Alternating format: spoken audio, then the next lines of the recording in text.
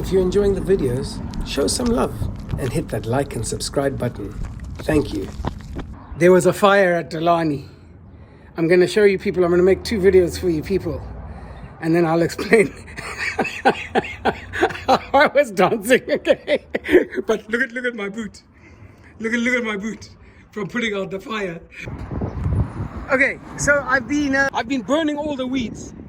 So I've burnt everything, okay, here. And I was being really careful in here because it was starting to get a bit windy and stuff. And there's all this dry wood and shit like that. So I burnt all this weeds. I burnt everything here. I went behind here. I burnt by the manure pile. The manure kept like catching on fire and smoldering. So I burnt that. Okay, now I'll show you where the fire happened.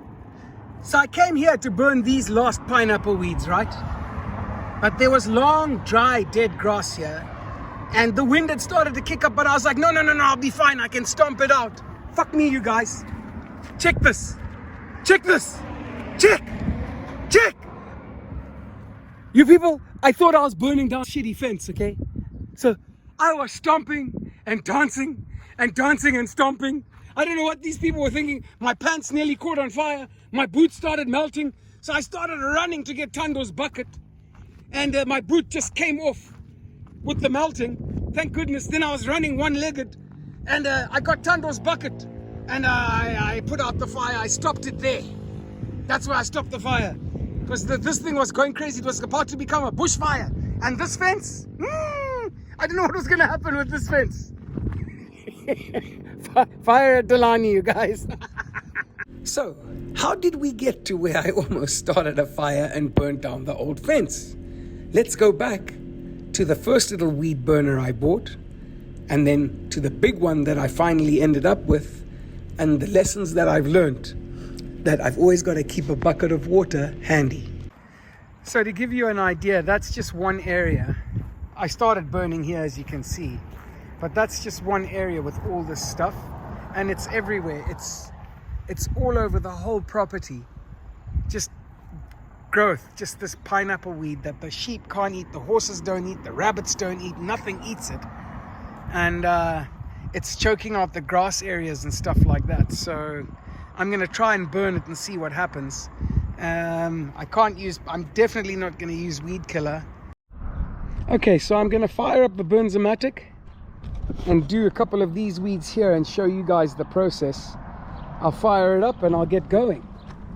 Okay, so there's your guys' view there of those weeds. There we go. I'm going to start this baby. So you turn on the gas bottle. You hit the igniter switch. Fire! And then all I'm going to do is just go over the weeds like this. And that one I did too much.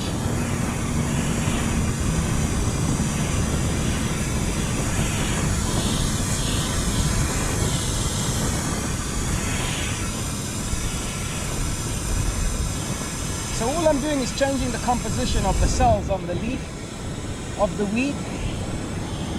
I still think I'm going over too much compared to from what I've seen online.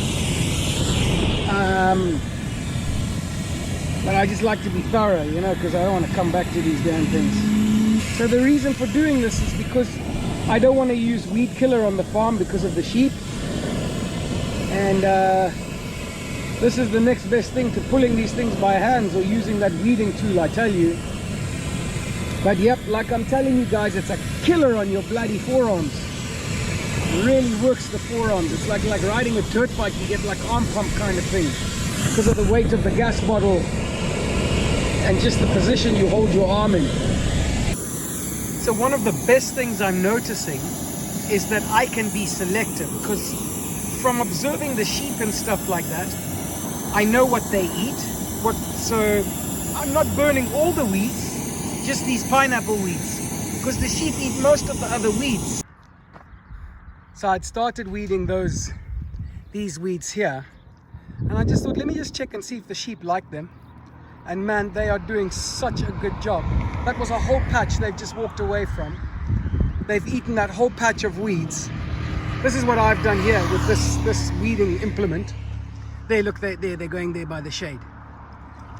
So there was a whole patch here. They mowed it all down. That's all that's left of it, just there. Ah, these things are incredible. Hey folks, well, this side of the pasture is done. As you can see, all that, so I've left this line of weeds here because the sheep really like them. So I'm going to leave that for the sheep. I've got that pasture to do. I'm only going to do up on the easement road near the fence, so it doesn't affect the electric fence. But I'm going to leave the line along the bottom of the berm for the sheep. That's my weed pile there. Going to put that in the manure pile and let it cook nicely. We'll spread it on this pasture in December. Okay, we'll catch you guys later. Signing off. Hi folks. So the weed burning continues today. I've got a lot of these weeds on the easement road to do. I don't know if I'm going to burn the big ones. I've done all down here by hand, but I'm getting tired, and I got a new weed burner. The one I was using was just taking too long to do so many concentrated areas. I wish I'd got this from the beginning. This thing is so quick. Have to be careful though, have to be careful. Okay, I'll show you a quick one and then we'll be done. So I can concentrate on the burning. Here we go.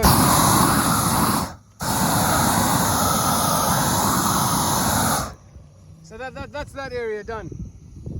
A couple of seconds. Okay, we'll catch you guys later. That's the new weed burner. So this is a couple of weeks after burning.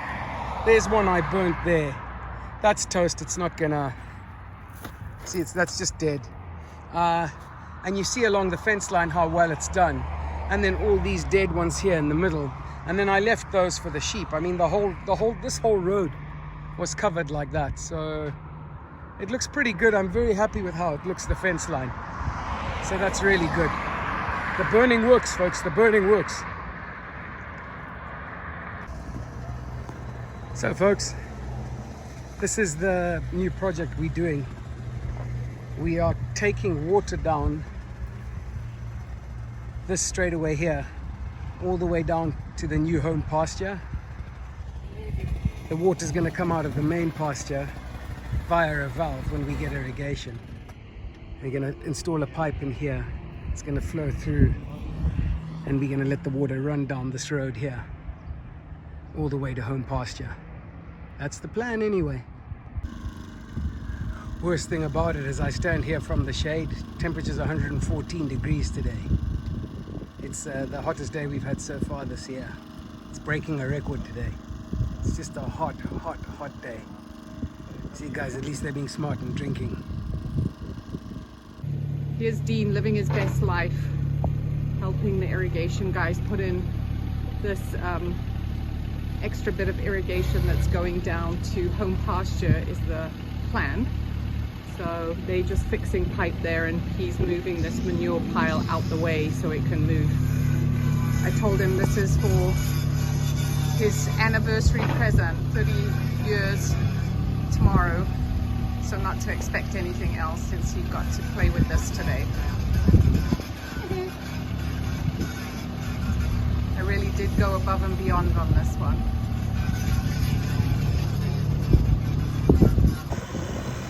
So we're getting there slowly. It's starting to come together now. This is the finishing touches. We'll see how it goes. We'll see how it goes. So this is the top of it here.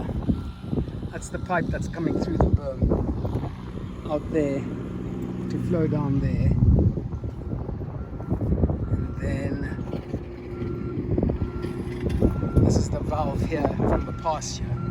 The water will come down the pasture, gather here, and then into that valve, down the pipe and out and down to home pasture, hopefully. And that's what we'll do. We'll video that when we get the irrigation.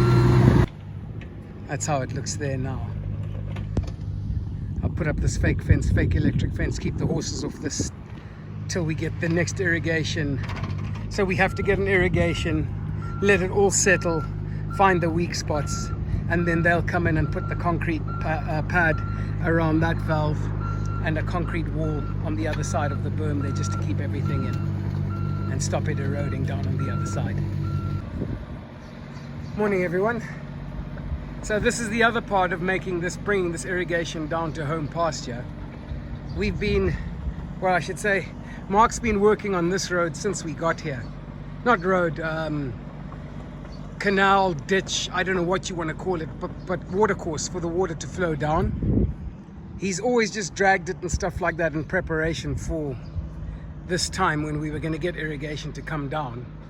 And so this is one of the stages that we've got to do, is get the pitch right over here, dig out all the high spots and make like a kind of berm. I don't know if you guys can see that there's like a little berm running down. So because we don't want the water to come this way here, we want the water to stay up against the fence line there and run all the way down into home pasture. So that's the plan here. So this is coming to the end of what's been a really hot 114-degree temperature weekend, both days. I spent both days out in that heat, the whole day. Today was with Mark using the tractor up and down here making this irrigation ditch. I've just watered the berm to try and solidify it and settle all the soil and stuff like that. That's the end result. As you can see, our neighbors are working on their side as well. They're getting their pasture ready to hay that. So it's all been busy. But very happy with this. Mark did an amazing job. And then what we have to wait for now is the irrigation, like I said. And then we'll see where the water wants to go and what the water wants to do. This is our first rain in I don't know how long. My goodness, we were desperate for this. This will clear the air up nicely, cool things down a bit for a couple of days. Yeah, I'm very happy it's raining like this. This is a beautiful thing. It's really coming down now. So the last rain, I just checked the diary, was the 29th of March. So this channel is working nicely. I'm going to unblock the one up at the stables there.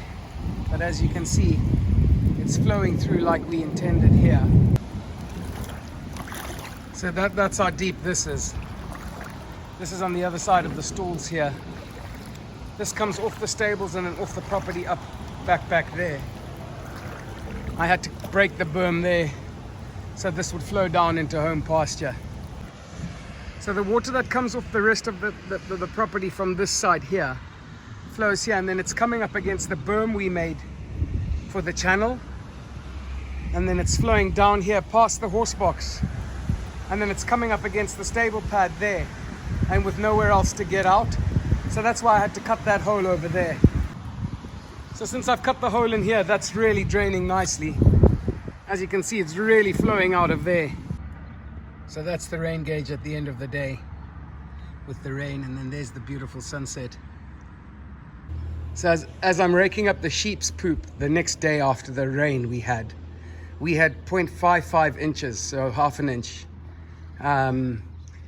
What's nice to see is the stalls definitely stayed dry this time, and the sheep pens dry as well. So that's been a good lesson we've learned, and that we seem, I'm not going to say overcome, because if we get an inch or 2 inches, then that becomes a different story. But with the rain we had yesterday, it was perfect. So everything's looking good. Everything's starting to dry up now. So it's good. So it's 5:32. And this is the water coming down past the stables now. So we had one breach here where I didn't think it would come in. So I got the shovel and just shored it up here.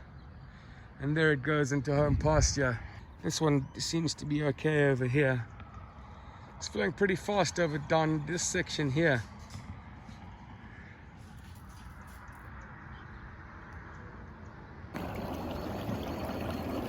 So it's coming out pretty fast. Faster than I thought it would. It's really pushing out. It's working nicely so far.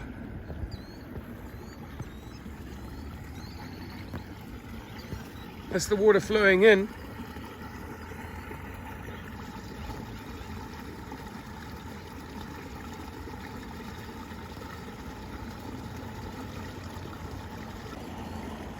So we got irrigation at 3 o'clock this morning.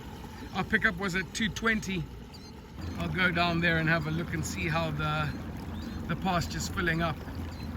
Once that pasture's watered, I'll come and close this valve and let this pasture fill up.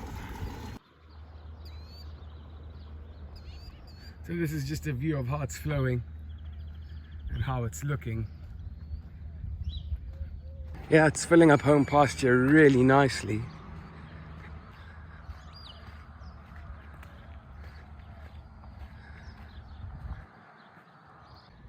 So I'd say for our purposes, once it starts coming up back this way, I think for what we're trying to achieve in here, we are done. So I'm gonna go up and close that valve. Yep, that's really good. Really happy with that. Let me just close this valve. This is the T I'm gonna use to close the valve. So that's the valve closed now. Flow of water has stopped. And home pasture is chipam-pam full. Yes. Our little system worked here on Delani. Very happy with that. Now we can fill this pasture and get this thing watered. Nice thing about this is if the water's sitting for too long, we can open that valve and let some water flow down. Look at that.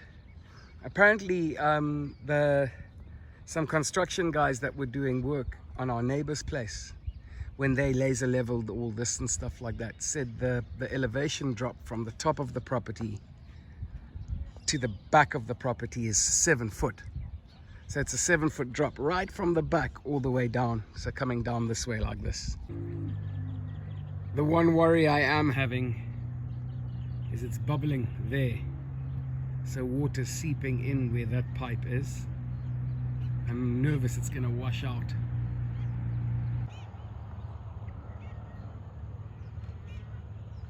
Yeah, those bubbles are my worry.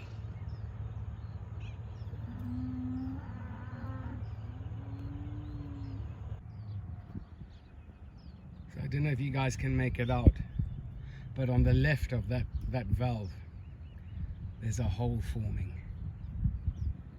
And that's where I'm worried it's gonna seep in and then gouge out at San Andreas Fault. From there through my berm and out this way. I'm scared it's gonna wash this pipe out. That's my worry. That's what's keeping me up at night now. It broke through underneath. That's what's happening here. It's coming underneath. Yeah, it's getting worse. There's other holes opening now. We're gonna lose this whole berm. So my worst nightmare came true. What I thought was gonna happen did. And our berm's now compromised. We're losing all this water in home pasture, in the main pasture, and it's going down towards the house and stuff like that. Yeah, it's washing this pipe out completely.